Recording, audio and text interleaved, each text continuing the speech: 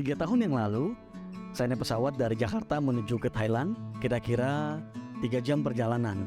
Seumur-umur saya tidak pernah takut naik pesawat. Tapi di perjalanan itu, saya takutnya luar biasa, karena tiba-tiba terjadi turbulensi. Saya terlempar kira-kira 20 cm. Dan ketika saya terlempar, saya lihat semua orang terdiam, termasuk saya. Dan saya menduga semua orang sedang berdoa. Kenapa tiba-tiba semua orang berdoa? Bahkan yang jarang berdoa, saya yakin saat itu juga langsung berdoa. Yang tidak punya agama, langsung minjem agama sebelahnya. Agama lu apa? Gue pinjem deh. Kenapa kita takut mati?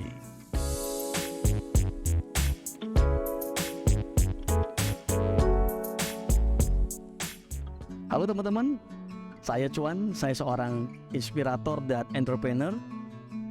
Kita akan menjawab pertanyaan mengapa kita takut mati. Pertanyaan klise, tapi sebenarnya itu akan terus-menerus muncul dalam kehidupan kita. Kenapa kita takut mati teman-teman? Karena sebenarnya ada sebuah PR dalam hidup kita yang belum kita selesaikan.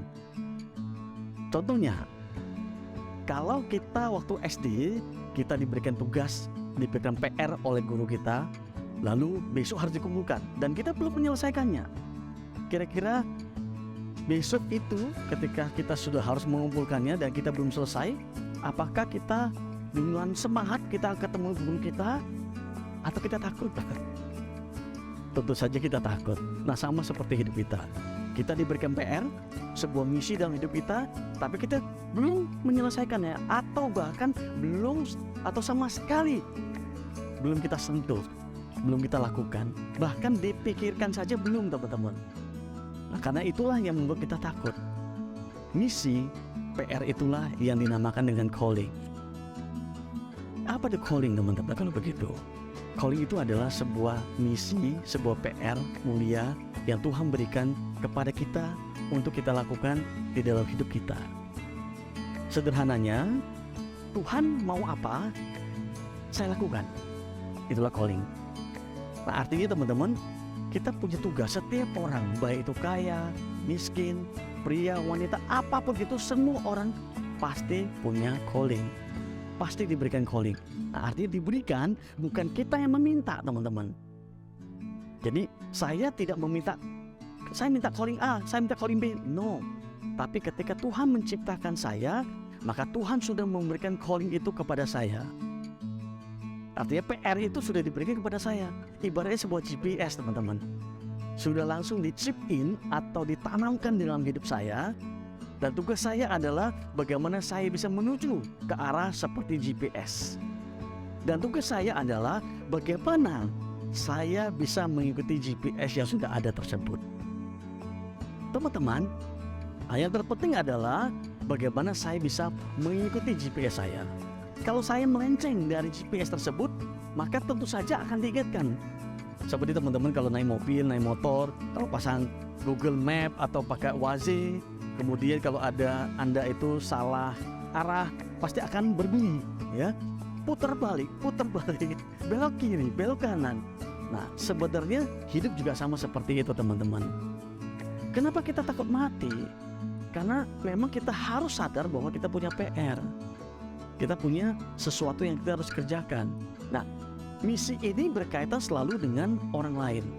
Jadi kalau bicara tentang calling, ini bukan bicara tentang diri saya sendiri, memperkaya diri saya sendiri, membuat saya semakin hebat, saya semakin puja-puja oleh banyak orang. Bukan itu teman-teman. Tapi kalau bicara calling, itu bicara bagaimana saya bisa memberi lebih banyak buat orang lain. Bagaimana saya bisa berdampak lagi buat orang lain. Bagaimana saya ini bisa memberikan arti kepada orang-orang di sekitar saya. Itulah calling. Anda pernah nggak ketemu orang kaya yang pelit? Pernah ya, saya juga. Kadang-kadang saya berpikir begini teman-teman. Untuk kaya mungkin harus pelit. Tentu saja tidak ya. Tapi saya seringkali berpikir bahwa kenapa ada orang kaya yang pelit? Karena dia tidak tahu mengapa dia menjadi kaya dan buat apa dia menjadi kaya. Sebenarnya ada sebuah misi yang dia harus kerjakan melalui kekayaan dia, tapi dia nggak tahu. Akhirnya dia hanya berfokus kepada dirinya sendiri. Ada orang pintar, tapi kalau ditanya nggak pernah mau menjelaskan. Sebel kalau ada temannya yang bertanya lalu dia harus menjelaskan. Kenapa dia menjadi pelit ilmu, teman-teman? Karena dia tidak tahu bahwa sebenarnya apa yang dia miliki, dia punya tanggung jawab untuk berdampak kepada banyak orang di sekitarnya dengan kepintaran dia. Jadi teman-teman, kalau bicara tentang calling, itu bicara tentang bagaimana apa yang saya miliki dan bagaimana saya bisa berdampak buat orang lain. Tapi pertanyaannya adalah, sebenarnya bagaimana sih caranya menemukan calling itu? Apakah calling itu datang tiba-tiba dari langit, ya, dilempar dari langit ke saya, lalu tiba-tiba saya sadar, oh ini calling saya, atau saya harus mencarinya, atau bagaimana sebenarnya caranya? Nah, teman-teman yang tertarik dan penasaran, tentu saja ikuti video selanjutnya.